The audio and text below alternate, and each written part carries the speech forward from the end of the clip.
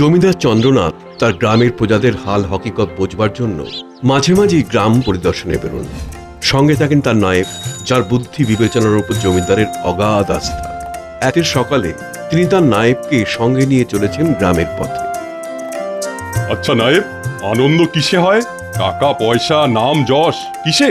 আগে আগে তৃপ্তি না থাকলে বাকি সব মিছে, পুরোটা নিজের মনের ওপর। মানতে পারলাম না নায়েব, টাকা পয়সা নাম যশ ছাড়া মানুষ তৃপ্তি পেতেই পারে না। কিন্তু ওদের মধ্যে আসল কোনটা সেটাই তো প্রশ্ন।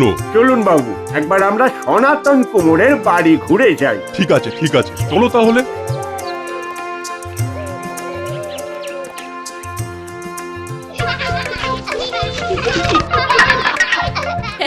এই এই এই দেখেছো দেখেছো? আরে আরে এই এই এই সেই সেই সেই ফেললি তো পাথরটা। কত ছোটাছুটি করিস না বাবা, সব জিনিসপত্র ভাঙবি এবারে। থাম থাম থাম রে। ওদের কি আর সে খেয়াল আছে গো গিন্নি? ওরা আছে ওদের আনন্দে। তা ঠিক বলেছ, ওদের খুশি দেখলে কি যে আনন্দ লাগে কি বলবো। দেখো দেখো কেমন ছুটে বেড়াচ্ছে, দেখো। হ্যাঁ, ঠিক যেমন তোমার মুখে হাসি দেখলে আমার লাগে। আহা, ধ্যাৎ, যাও যাও যাও, আরো একটু কাঠ এনে রাখো, যাও দেখি। হ্যাঁ হ্যাঁ হ্যাঁ, এই মাটিটা মেখে নিয়েই আমি যাচ্ছি। আরে এই জমিদার বাবু আসছেন যে। প্রণাম জমিদার বাবু। কি সনাতন, সকলে মিলে ঘরের বাইরে করছোটা কি? আগে হুজুর, আমরা চড়ুই ভাতি করছি, ওই তাই রান্নার আয়োজন হচ্ছে সব। আচ্ছা আচ্ছা আচ্ছা, তার মানে আজ বেশ ভালো মন্দ খাওয়া দাওয়া হবে, কি বলো? আজ অনেক কিছু হবে। ওই ভাত, তারপরে আলু সেদ্ধ, আবার শাকও আছে। আচ্ছা তোমরা আনন্দ করো, আমাদের এবার ফিরতে হবে। চলো নায়েব।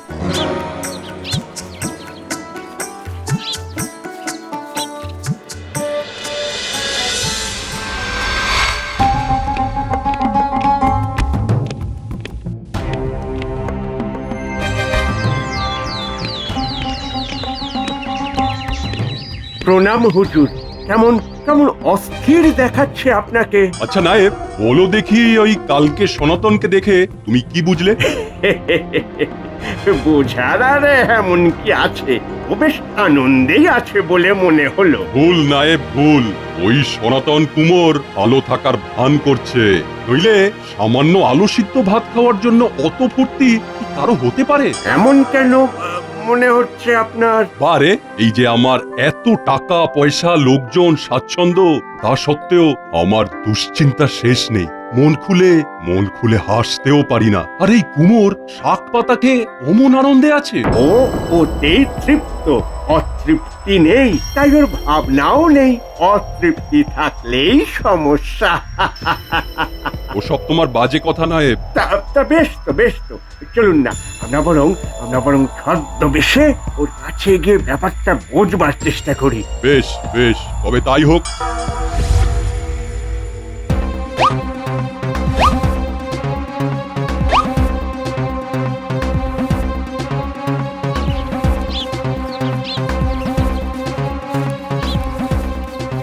জয় সর্বেশ্বরের জয়, জয় সর্বেশ্বরের জয়।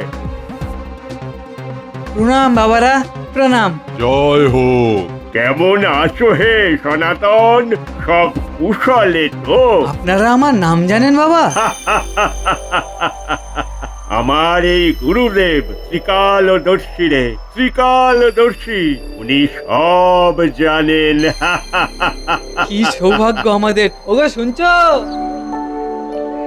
দেখো দেখো, আজ আমাদের ঘরে কারা এসেছেন। প্রণাম বাবা, আপনারা একটু বসুন বাবা, আমার ঘরে একটু জল বাতাসা খেয়ে যান। না বৎস, তোমাদের অভাবের সংসার, আমাদের আপ্যায়নে খরচের প্রয়োজন নেই। না বাবা, বাবা আমরা গরিব ঠিকই, তবে আমাদের যা আছে তাতেই আমরা খুশি, তাই কখনো আমরা অভাব বোধ করি না। হ্যাঁ দেখো সনাতন, গুরুদেবের দয়ার শরীর, তুমি ওনার কাছে যা চাইবে উনি খুশি হয়ে তোমাকে দেবেন। টাকা পয়সা ধন রত্ন যা ইচ্ছে। ক্ষমা করবেন বাবা, আমাদের তেমন কোনো প্রয়োজন নেই। আপনাদের আশীর্বাদই আমাদের জন্য যথেষ্ট। বেশ বেশ বেশ, তবে তবে তাই হোক, এবার আমরা যাব। আশীর্বাদ করি তোমরা সুখে থাকো।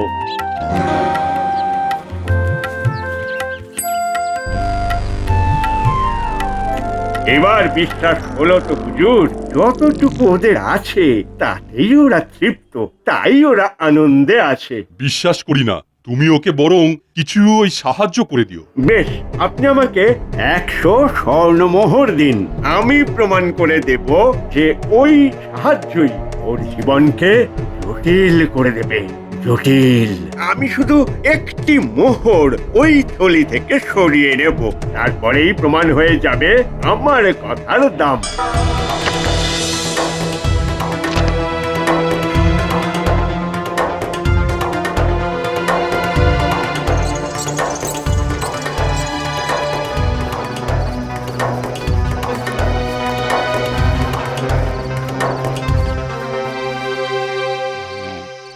সনাতন, সনাতন, সনাতন। কি বাবা, আপনি এসেছেন? দাঁড়ান দাঁড়ান, আমি এক্ষুনি দরজা খুলছি। আমি তো তোর স্বপ্নে এসেছি রে। একে দৈব স্বপ্ন বলে, দৈব স্বপ্ন। ও বেশ, তবে কি আদেশ বলুন বাবা। কোনো আদেশ নয় রে, প্রাপ্তি। আমার গুরুদেবের আশীর্বাদে আগামীকাল তোর 100 স্বর্ণমোহর প্রাপ্তি যোগ আছে।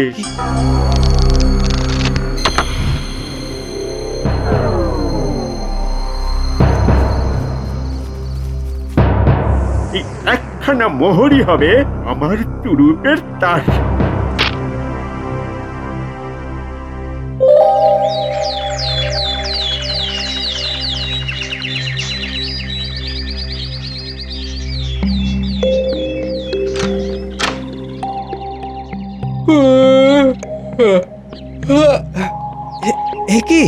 এ কিসের থলি?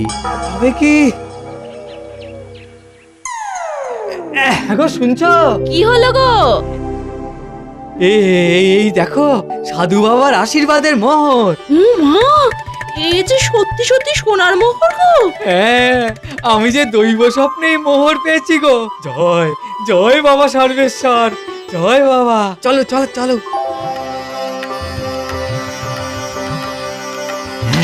এগুলো 96, 97, 98, 99। আরে দেখি আবার 97, 98, 99। না, 100 তো হচ্ছে না। তাহলে ওই 99টাই আছে হয়তো। যাই হোক, তাই বা কম কিসে বলো? কিন্তু আমার স্বপ্নে পাওয়া আশীর্বাদ তা কম হয় কি করে? এতে তো 100টাই থাকার কথা। সাধু বাবা কি তবে মিছে কথা বললো? কি হবে এখন? হায় হায় হায় হায় হায়, ঘরের বাইরে পড়েছিল তো, নিশ্চয় কেউ চুরি করেছে গো। হায় হায় হায় হায় হায়, আমার 100 খানা মোহর থাকার কথা গো। হায় হায় হায় হায় হায় হায় হায়। ওই দিন থেকে সনাতনের আচরণ বিলকুল বদলে গেল। একখানি মোহরের শোকে সে নিশ্চিন্তে কাজ করতে পারে না, মনে শান্তি নেই, সারাদিন আনমনা থাকে সে।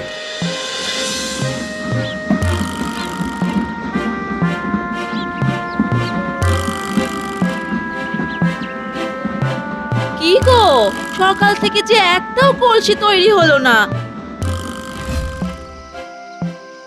কি মুশকিল, খাওয়াটা শেষ করবে তো নাকি? বলি তোমার হয়েছেটা কি, বলবে তো? কি হলো গো? আচ্ছা গিন্নি, গিন্নি তোমার কি মনে হয় ওই মোহরটা খেয়ে নিতে পারে? হ্যাঁ, খেয়ে নিতে পারে? হ্যাঁ ভগবান, এখনো তুমি ওই একখানা মোহরের ফাঁদে পড়ে আছো? আরে বাবা, এবার যে তুমি অসুস্থ হয়ে পড়বে গো। কিন্তু আমার মোহর।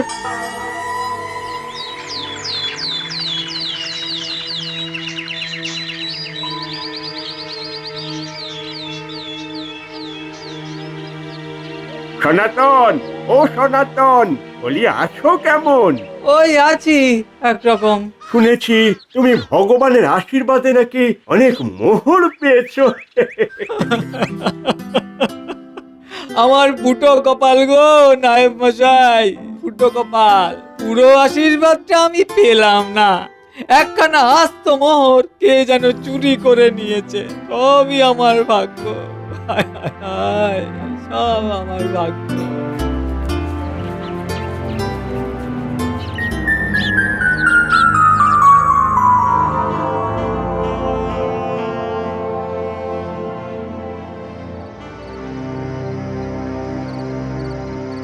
মোহরের শোকে সনাতনের এমনই অবস্থা হয়েছে যে আপনাকে প্রণাম জানাতে পর্যন্ত ভুলে গেছে।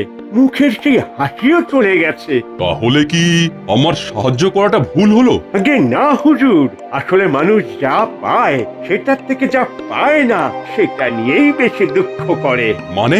ভালো থাকাটা মানুষের নিজের ওপরেই নির্ভর করে হুজুর। সনাতনের যখন কিছু ছিল না, সে কেমন সুখে আনন্দে ছিল, আর এখন একটা মোহর কম থাকা নিয়ে ওর জীবনের সুখ শান্তি সব চলে গেছে। ঠিকই বলেছ নায়েব, তবে কি করা যায়?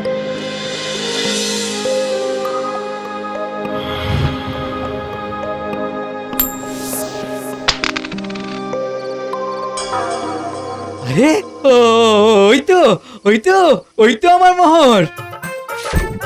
হ্যাঁ গো শুনছো শুনছো, আমার মোহর ফিরে পেয়েছি গো, আমার মোহর আমার মোহর ফিরে পেয়েছি, কি আনন্দ হচ্ছে, আমার মোহর।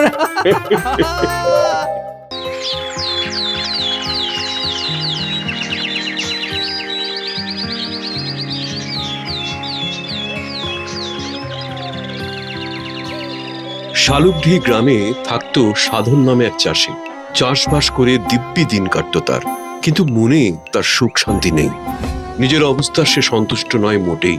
সর্বক্ষণ নিজের ভাগ্যকে দোষ দিত আর অশান্তিতে দিন কাটাতো। কি গরম রে বাবা, কি গরম! এত গরমে কাজ করা যায়? কি করে যে এই কষ্টের হাত থেকে মুক্তি হবে কে জানে। এত পরিশ্রম কি মানুষ করতে পারে? সবই কপাল, কপাল। কপালে দুঃখ থাকলে আর খন্ডা বেঁকে সকলে কেমন দিব্যি আছে, আর আমার মতন ফাটা কপাল নিয়ে আর কেউ জন্মায়নি। ওহ,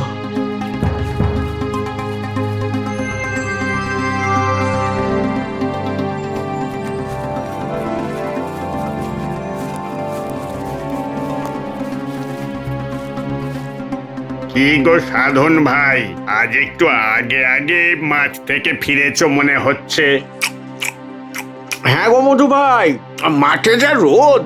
তা মুখটা এমন বেজার কেন? মনে হচ্ছে অশান্তিতে আছো। সে আর বলতে, এত খাটাখাটি আর করা যাচ্ছে না হে। সে কি ভাই, রোজগার করতে হলে ঘাম তো একটু ঝরাতেই হবে।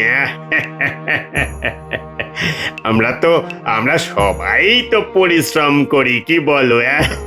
সে করো বটে, তবে তবে আমার মতন নয়। তোমার কথাই ধরো না কেন, একটু মাটি মেখে কটা হাঁড়ি কুড়ি বানালে, তারপরে এই কেমন টুক করে হাটে বেচে দিয়ে ফিরে আসছো, আর আমি সারা দিন ধরে শুধু লাঙলই চালিয়ে গেলুম। সে যে যার কাজের যেমন ধারা, খেতে তো সবাইকেই খেতে হয় গো ভায়া। যাই হোক, আমি চলি এখন। চলি।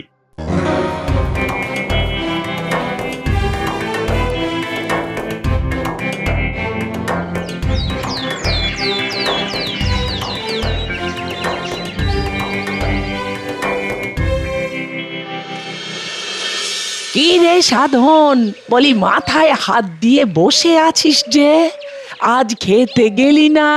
না গো বুড়িমা, আজ আর মন চাইছে না। কত আর কাজ করব? প্রায় দিনই দেখি বাবা, তুই এমন হা হুতোষ করিস, কিসে তোর এত দুঃখ বল দেখি। কি আর বলবো বুড়িমা, এই কষ্টের জীবন আমি আর বইতে পারছি না। সকলে কত সুন্দর আরামে জীবন কাটায়, এক আমি শুধু দিন ভোর খেটে মরি। তা মানুষ হয়ে যখন জন্মেছিস, না খাটলে খাবি কি? তা ঠিক বলেছো বুড়িমা। আমার ক্ষেতের ধারে যে জঙ্গলটা আছে, তার গাছগুলোকে দেখি আর ভাবি যে আমি যদি ওদের মতো গাছ হতে পারতাম, তবে কত না শান্তির জীবন হতো। তাই বুঝি? তাই তো, কোনো ছোটাছুটি নেই, কাজ নেই, সারাটা দিন চুপটি করে দাঁড়িয়ে থাকো, হাওয়ায় দোল খাও, পাখিদের গান শোনো। আহা! তুই গাছ হতে চাস? হ্যাঁ, চাই তো। বেশ, তাহলে তুই আজ থেকে গাছ জন্মই পাবি।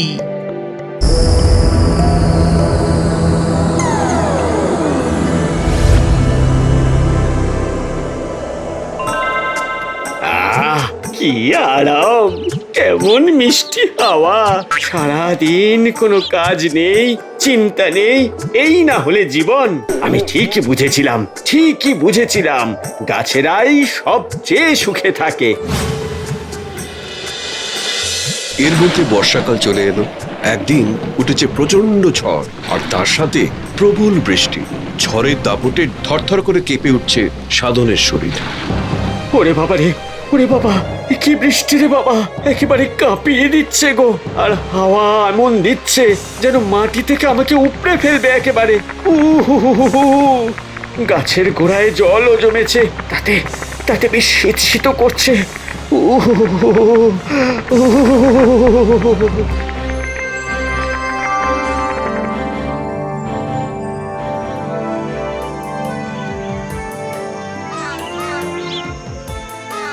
চল রে ভাই, আজকে গাছগুলো বেছে রাখি, পরে একদিন এসে কেটে ফেলা যাবে। বন্ধ বলিসনি, বর্ষা এখন গাছের গোড়া নরম আছে, সহজে উপড়ানো যাবে। আরে এটাই তো সঠিক সময় রে ভাই, কম খাটনি আর বেশি গাছ। যা বলেছিস, চল চল গাছের গায়ে গিয়ে দেখি।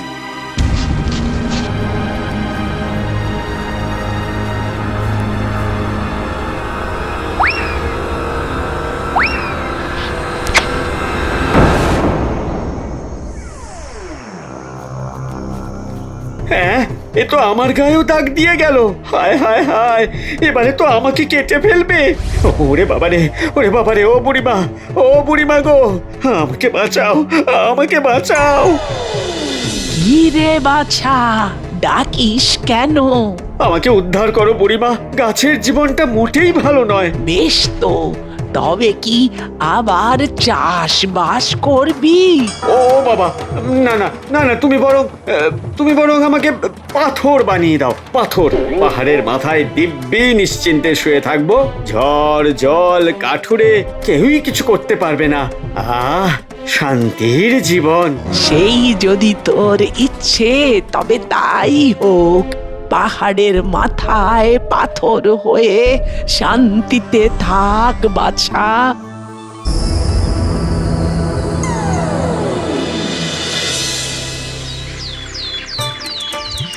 এবারে বুদ্ধিটা ঠিক হয়েছে, নিরিবিলিতে শান্তির জীবন, কেউ বিরক্ত করবার নেই।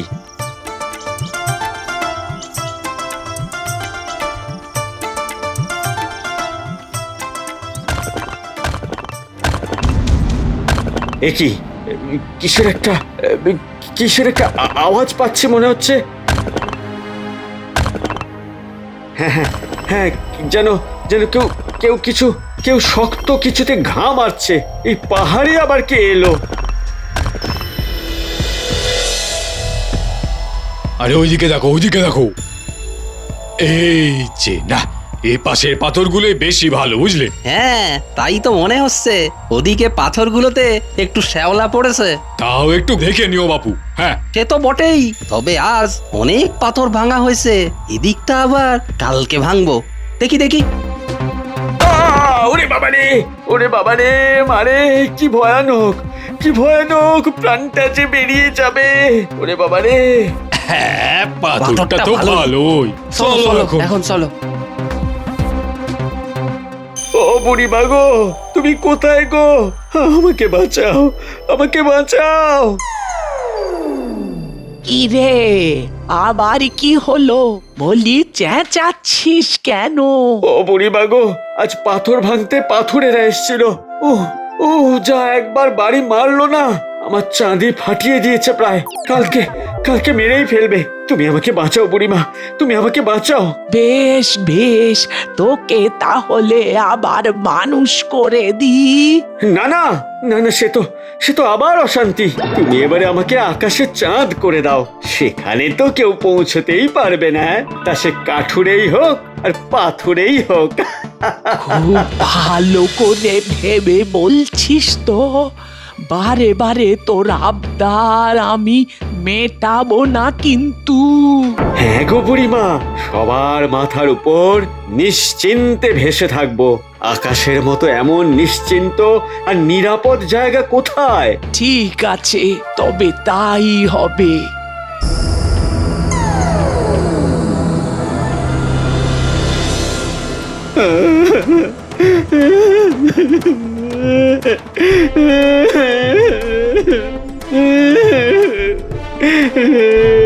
এই যে গো বুড়িমা, আমি এখানে ওপরে আকাশে।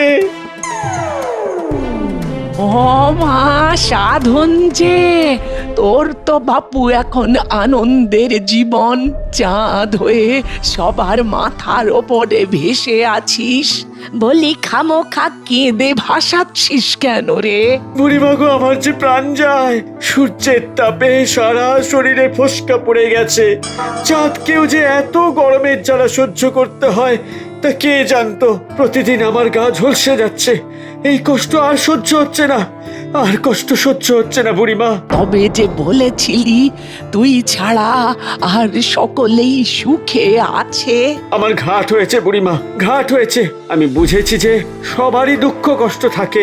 নিজের কষ্টকে বড় করে দেখলে সব সময় অন্যকে বেশি সুখী মনে হয়।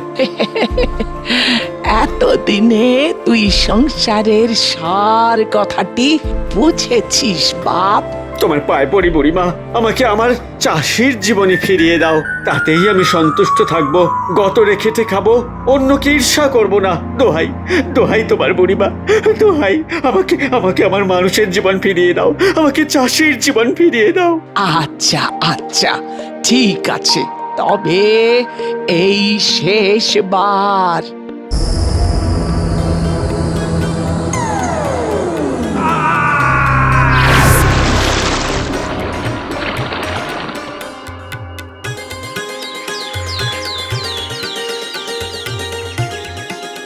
এরপর থেকে সাধন চাষবাসে বেশি করে মন দেওয়া শুরু করলো। সারা বছর পরিশ্রম করে প্রচুর ফসল ফলাতো। সে বিয়ে করলো এবং মনের আনন্দে সুখী জীবন যাপন করতে শুরু করলো।